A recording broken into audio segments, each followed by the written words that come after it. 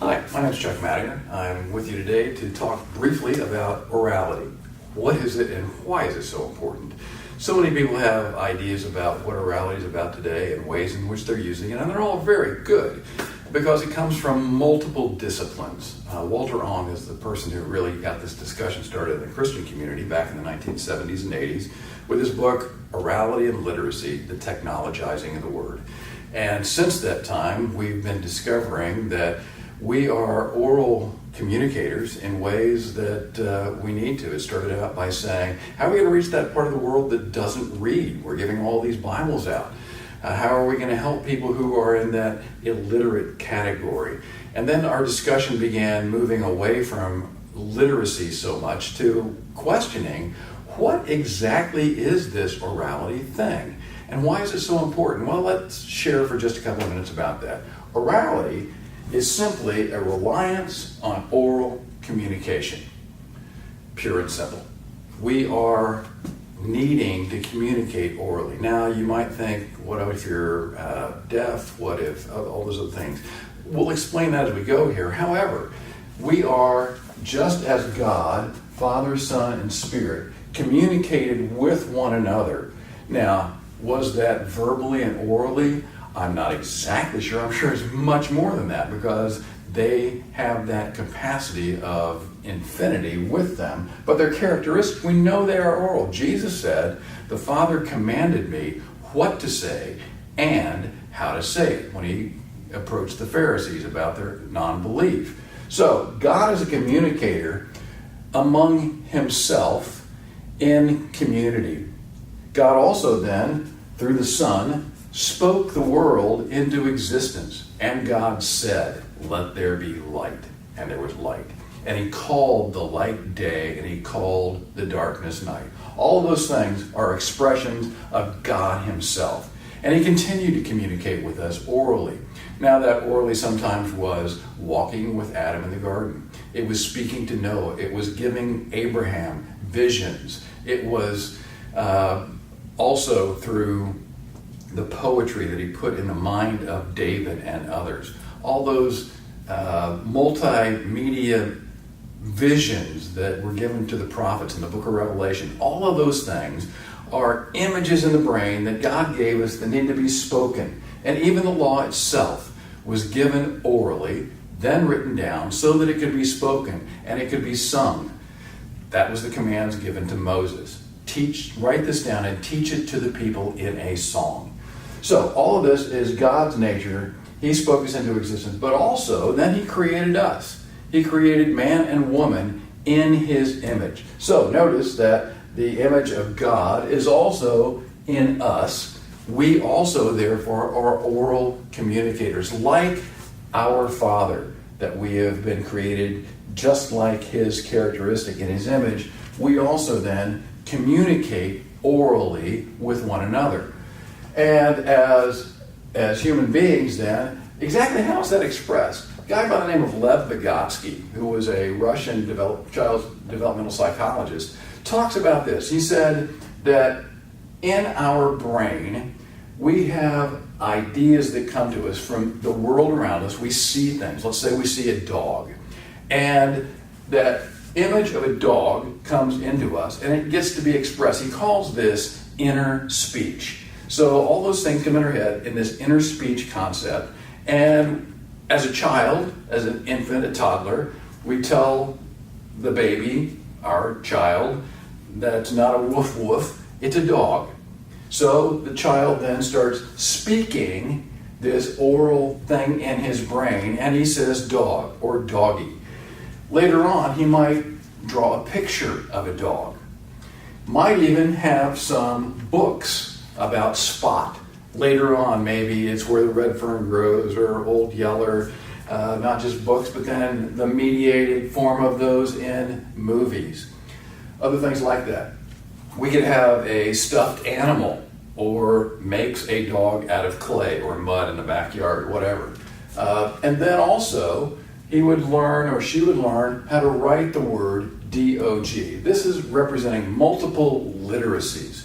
It might be that this child now can spell the word dog. Is it a dog? No, that's what On was talking about. The technologizing of the dog is DOG.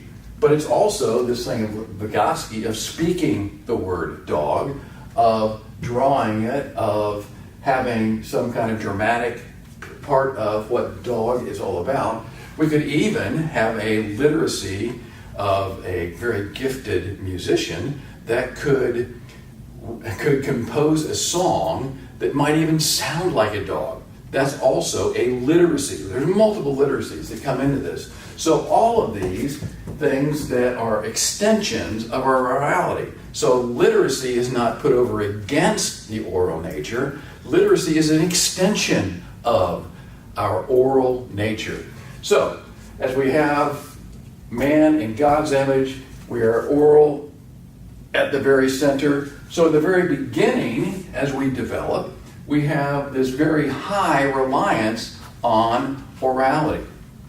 Everything comes to us orally. Everything that we see needs to be spoken eventually. And then we start getting our education. Over time, we start maybe watching a television show, children's programming. It used to be Mr. Rogers, Sesame Street, SpongeBob SquarePants, all those things, Paw Patrol now. All of those tend to be pre-reading activities and helping children learn to sort and to categorize and all those other kinds of things that we do in a framework that we're teaching at the time. In other cultures, in a very high orality-reliant culture, they're hearing their moms sing songs. They're hearing their dads tell stories and putting things in proverbs that they laugh about and they talk about. So we keep going down this path, and eventually maybe we go to school. Some children have to drop out here. Many places in the world, maybe a first or second grade education.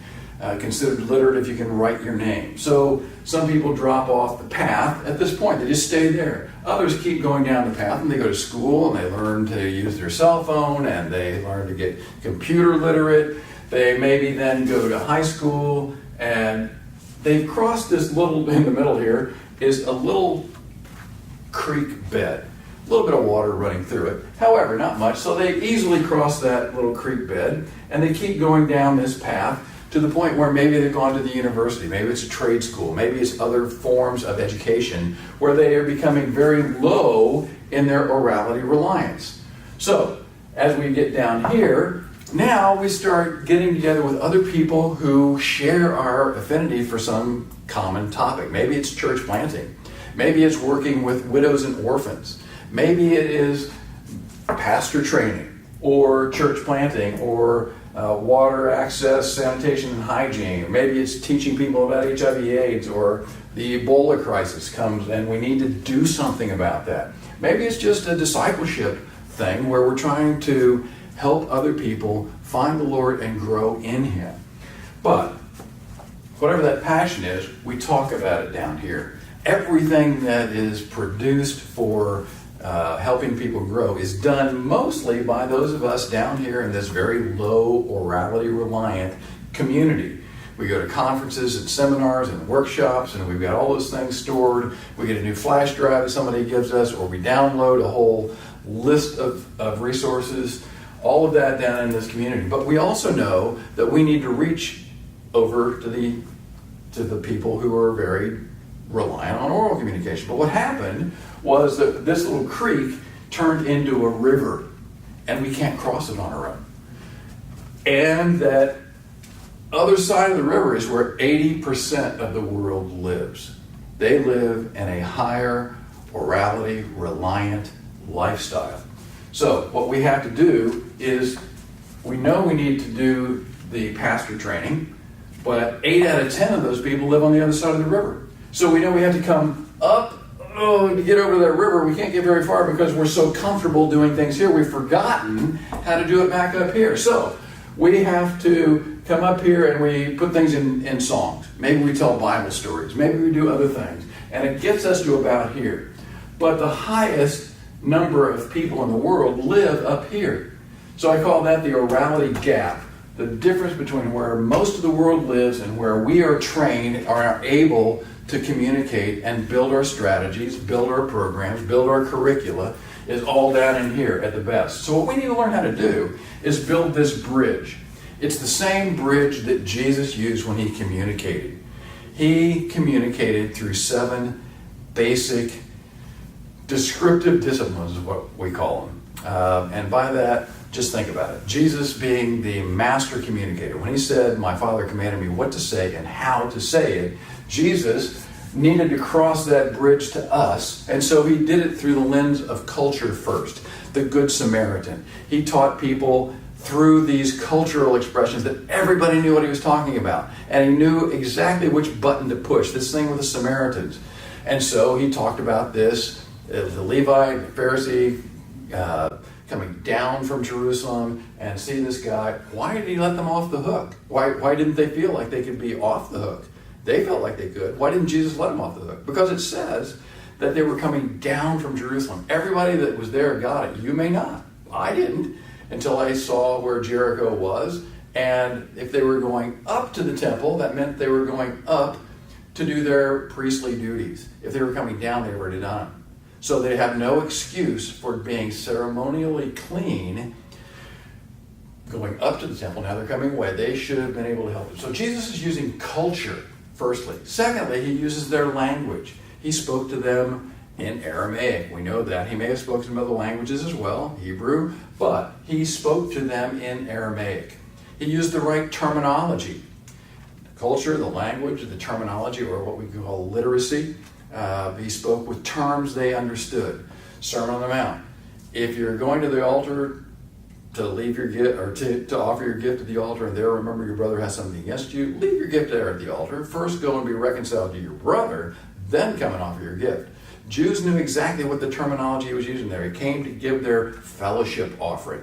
They're giving it, not the priest. The priest was making sacrifices. They did this fellowship offering for them and God.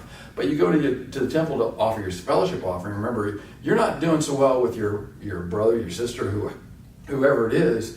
He says, leave your gift there at the altar. First go be reconciled to your brother or sister, whom you live with, who you see. Then come offer your gift to me. So Jesus was using specific terminology that the Jews knew. So he used culture, language, literacy. He also used social networks. He knew that they learned best and they functioned best in a group. So he had these 12 disciples. He had Mary, Martha, Lazarus in their house, and everybody gathered in there. They were learning together. And the fact that he had those groups of people that he was with. He went specifically at age 12 among the teachers of the law. He used those social networks that his message would be disseminated. And there's a lot more that goes into this whole network and the collective environment that Jesus was using. But he used culture, language, literacy, this network thing. He also used memory tools. Jesus was the master at that, just putting things in terms that people knew all around them. Every farm had a watchtower, and so he uses this watchtower. Everybody had to have bread, so they knew the farming technique of scattering the seed. All those things he was using as memory tools. Even his last night with the disciples, saying, you've got to remember all this stuff. So I'm giving you this memorial. This is my body. This is my blood. Do this in remembrance of me. The whole temple was set up as a memorial pointing towards him. The very things that they wore, the prayer shawl that a man had those tassels on the robes that were to be a reminder, do not sin as the people of the land. Hold on to those tassels, remember. So Jesus was using memory tools. He used their social networks. He used terminology. He used their language. He understood their culture. But he also then used the arts. He was the master storyteller. The last thing he was doing after they left the upper room to go out to the Mount of Olives, he sang hymns with them as they were going out. Jesus was a master of using the arts, and he packaged his message in those arts. And the narratives that we have, and the whole book of Psalms, largest book of the Bible, is one big art form. So all those things are there that we need to take advantage of, that we rarely use. So culture, language, literacy, networks, memory, the arts, and finally, Jesus was the master of media. He spoke to large crowds. You can go to the Mount of Beatitudes and see where, standing at the bottom, Jesus could easily speak to 5, 10, 15, 20,000 people easily with a voice no louder than what I'm speaking with right now. So, masses came to him. Then he had a collective kind of media where it was a mid-sized group, the synagogues that were there. He went around preaching and teaching in all of their synagogues the kingdom of God. That's how Matthew 4 concludes, and then moving on into the Sermon on the Mount. So he was in the synagogues, 50, 100 people at a time maybe.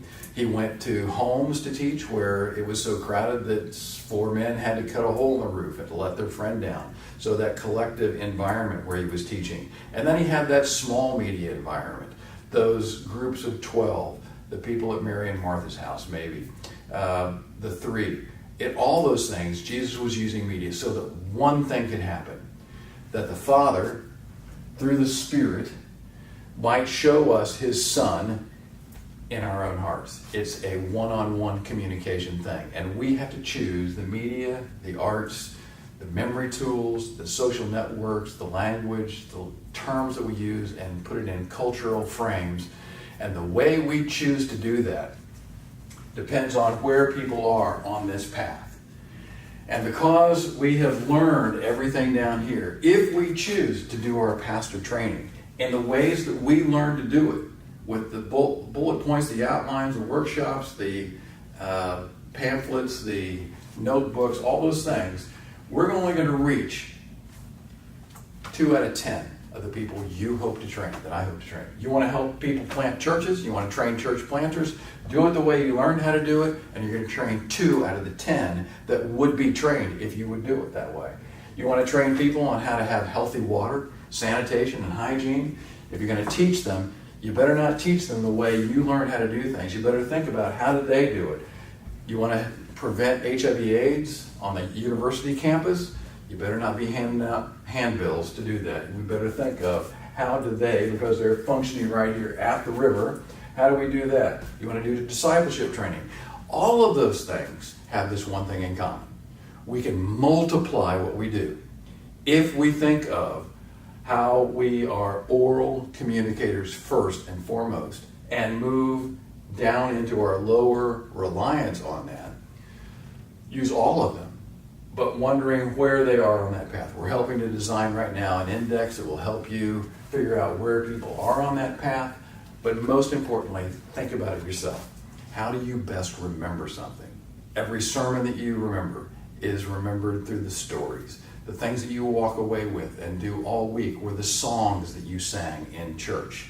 All of those kinds of things are a part of this thing we call orality, the reliance on oral communication.